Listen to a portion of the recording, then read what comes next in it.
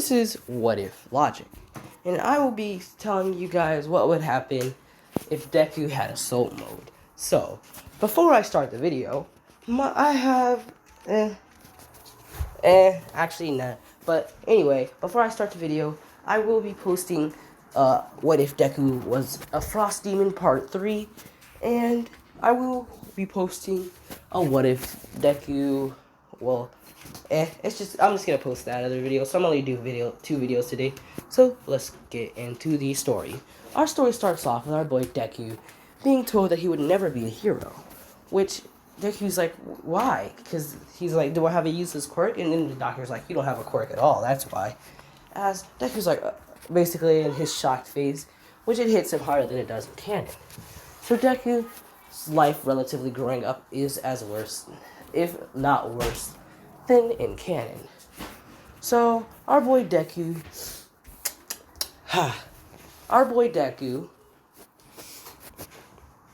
is called out by the teacher for wanting to go to UA, which Baku's like, yeah, not having it, as he destroys Deku's notebook and throws it out the window.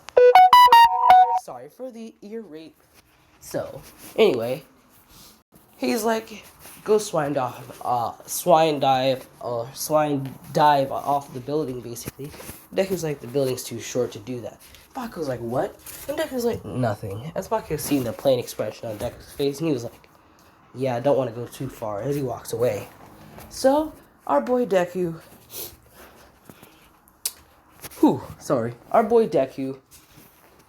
he runs down the same path that he does in canon. He gets attacked by the Sludge Villain. He asks All Might if he can become a hero, which All Might says no, which he leaves, and Deku is left in the building. Which Deku goes down the stairs as he starts to walk. So Deku looks to see a crowd of people as he goes over there. He sees that his friend Baku is being basically attacked by the Sludge Villain, which Deku's like, it's my fault. As he gets that burst of courage and he runs towards Baku to try to save him. So All Might appears, he saves Deku, but in this timeline, he's like, kid, you will never be a hero. And Deku's like, as All Might's like, become a police officer. They don't get much credit for anything they do, but still, as the crowd starts to laugh. And Deku's just left there, basically with the most angry and saddened expression that anyone's ever seen. So All Might's like, shit, did I go too far, basically? Then Deku's like, basically gets up and starts to run away. All Might's just standing there as the crowd continues laughing. Baku just sits there, he looks at All Might, and then he's like, whatever, you don't know anything about him, as he gets up and he walks away. So All Might's like, shit. As he runs after Baku, and he asks Baku if he wants his quirk. Which Baku's like, nah, I'm good. I don't want your quirk. As he starts to walk away. And then All Might's like, wait, why not? And he's like, well, All Might, first of all, I don't even have the right personality for such a honor. And if you really wanted someone, basically a user for one for all, you should have gave it to the kid who tried to save me. Who showed the most heroic out of everyone there. Which Baku is smarter and logical in this one, although he still is prideful. So All Might's like, shit, I should have. And then he started to run back, but it's too late because Deku already jumped off a building. And we wake up 3 months later with our hero being woke up from his coma. He looks around and he sees basically 2 men in black suits standing near Inko, which they're like, he's up, as they walk over to Deku's bed. So, the men start to talk to Deku after they ask Inko to leave. They say, young man, would you like a chance on becoming a hero? Which Deku's like, huh? As they're like, yes, would you like a chance to becoming a hero? Deku's like, but I can't, I'm quirkless. As the doctor, not the doctor, but the men say, yeah. Well, you see, the government is trying to create a newer and stronger age of heroes. And we call it Generation V. So Deku's like, what? As he's like, I've always wanted to be a hero, but how are you going to make me a hero? As they're like, well, you just got to sign these papers, young man. And you'll see. As Deku looks at the papers, he starts to sign them after reading through basically what it says, which is there is a chance that you might die in this process. And if you do not die, you'll be granted with extremely powerful or not unsuper, like unnatural abilities. Which Deku's like, yeah, if I die, then oh well. And if I get it, then I guess. So Deku signs the papers. As the men's like, alright, good decision, man. As they grab Deku, and they start walking out of the hospital with him. Nico's like, wait, what? As they're like, he's signed the papers. But then Deku, she's like, but there's a chance of death, Izuku. You have to rethink this. And he's like, it's too late. I already signed the papers. And she's like, move, Mom. I need this. And if I die, then oh well. As they move, well, they start to walk past Inko. I hate runny nose. So anyway, Deku is flown to a part of Japan that was locked down due to some incident that happened that the government never released to the Hero Association or the public. So they get there to this huge rectangular building, which Deku's like, what is this? And they're like, no worries, young man. Anyway, basically they're like, are you ready?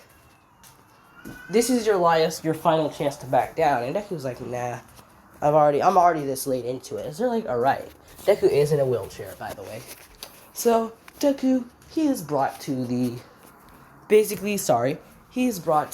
a special room where they sit Deku down in front of 3 other people.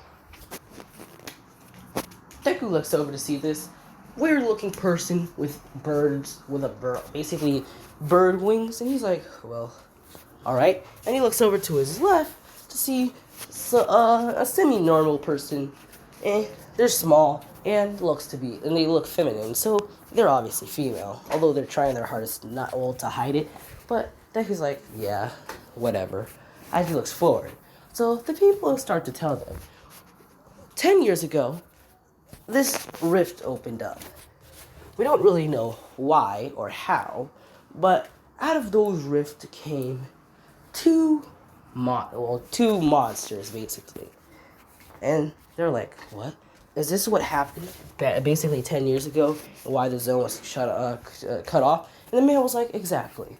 But these two monsters came out and they started wreaking havoc. They killed lots and lots of people. The government basically took the world's greatest heroes, including All Might, and a few other basically government officials to finally kill these two monsters. As he starts to say, it took us forever to cover this incident up. We didn't want the public to know about these things, and if they did know about them, then the world would go into a state of chaos. And then the man would say, but recently we figured out something. If you were to drink the blood of these monsters, you would be granted abilities. Or these two monsters, you would be granted certain abilities. As they said, we've tested it on 30 people by now, and only 2 of them have survived. And the crowd basically, 3 of them, not 2 of them, but only 4 of them have survived. Which Deku looks surprised, and the other 2, actually Deku just has a plain expression, as the other 2 look surprised. And then one of them, with the bird wings, he's like, is there a chance I can back down now? And he's like, nope. And they're like, this is from one of the demons, or one of the monsters, basically. Which, it's a red demon from 7 Deadly Sins. Only 4 people managed to survive. Actually, I'm saying like, yep. 4 people managed to survive through drinking the blood of the red demon. As he says, now, as he puts up a picture of the ash demon, or the gray demon, he says this: only 0 people out of 150 have survived, basically drinking this thing's blood. As Deku's like, oh. As he say, alright, now, you have a better chance at drinking the red demon's blood and gaining semi-strong abilities, but then he says, you can drink the gray demon's blood and have even greater abilities than what you will. Greater abilities, 10 times more powerful than the red demon. So Deku's like, okay. As he's looking at the picture, and he's like, alright, I would like to drink the blood of the gray demon. As they're looking at him, they're like, bro, 0 people have survived this. And Deku's like, yeah, got nothing else to live for. As they put a vial of blood in front of him. A wine glass of blood. So Deku grabs it and he stands up. And he looks at it. And he starts to drink it. Which Deku basically flinches at how disgusting it tastes. And once he finished drinking it, the blood starts to pour down from his mouth. As Deku, he starts to grow a little bit. Deku's current height was around 5'4", and Deku started to grow in height. So Deku's body grew to like 6'7", and his body started to turn grayish. As horns suddenly started to pour out of his body, or horns started pouring out of his head. As Deku's hair turned into a blackish. So they're like, what the fuck? As the man's like, interesting. You're the first person out of the entire, basically, thing to survive drinking a grave demon's blood. As the man's looking at Deku, he's like, but you should basically, we're gonna have to teach you how to basically control that form of yours. As it's one we've never seen before. Deku looks over at him, he's like, yeah. As he starts to clench his hands. But Deku looks over at a wall where it lit up and it's seen a dummy. And they were like, alright, test those abilities of yours, young man.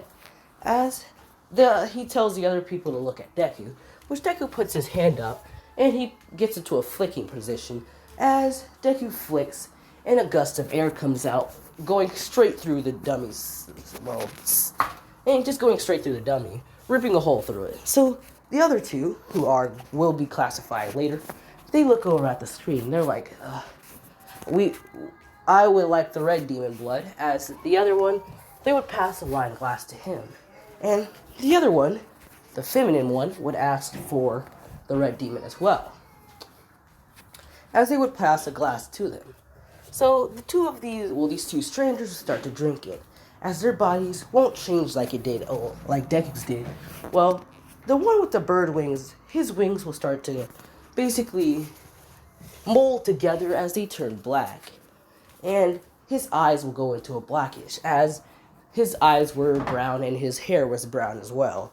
So his eyes turned black, and he looked, his eyes turned black and emotionless as his wings molded together and looked like, basically, demonic wings. Wings, like, you know how Meliodas enters his wrath mode or whatever. It basically looks like that. So yeah, as our feminine fellow, her eyes would turn black as well, and she would just stand up. As he's like, wow, I didn't expect none of you. I basically expected only one of you to survive this. Well, all right. As he's like, well, now it's time to go to your training. To train those new abilities of yours, basically. So Deku's like, well, whatever. As he basically starts to walk past the other two, Deku's clothes did rip a little bit. And yeah, the other two started to follow close behind Deku. So they're sat in a room where Deku is sitting, Deku's brought into a room separate from the other two. As they're like, alright, young man. As Deku, they start to tell him that he should basically, they're asking him if he feels this sort of energy burning within him, or outside of his body. And Deku's like, yeah. And they're like, you should try sucking that energy in, and you could change your form back to human. Which Deku tries it, and his body shrinks a little bit. His horns get smaller, and his skin color return back to normal. But his hair color remains black, and his eye color remains black. As you're like, okay. And they start to say, well, young man, you're pretty good at this. As you're like, you're going to need to learn how to use those other abilities of yours. And then they tell Deku to imagine pulling all that energy into his hand. And, like that Super Saiyan thing, where Kappa is like, we just imagined bubbles in our back and we were able to transform, basically. So Deku's imagining these bubbles on his hand. And multiple of these black balls start to appear. So Deku just swipes his hands, and the balls launch separate directions, blowing up multiple parts of the building.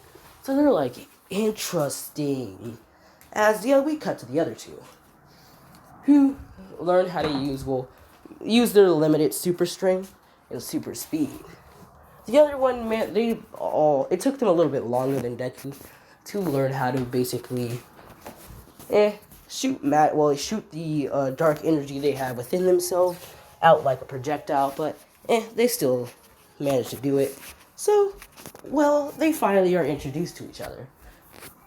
So the woman trying so hard to seem like a man, she says that his name is Nero, which they're obviously a female. And then we cut to the other one. He's like, I'm Laddie. And Deku's like, Laddie? Whatever. As he's like, I'm Izuku Midoriya. And they're like, alright. As the government says that they're gonna have to basically get ready, for combat training, which we are 5 months into the 10 months of training. So, if you guys want more of this, you will have to hit the like goal of basically 30. And don't worry, Deku will get assault mode, because I'm going to have him consume a lot more demons throughout the entire series. And he will consume, with the risk of dying, of course, he will consume basically... I'm just gonna have a lot of demons go through portals. Deku's just gonna start eating those bitches, basically. So, Deku will get assault mode, but for right now, he just drank the blood of the Great Demon. And if you watch the 7 Deadly Sins, you would know that Hendrickson, I'm pretty sure his name was, he drank the blood of a Great Demon and was able to go head to head with base mode Meliodas. I'm pretty sure Meliodas went assault mode, not assault mode, but he went Wrath mode against him, but I really don't know. But yeah, the like goal for this video will be 25 likes, or you guys could show basically support by just a lot of people watching this. And if I see a lot of people are interested in it, but there weren't a lot of likes, I would just basically do another part. So, goodbye.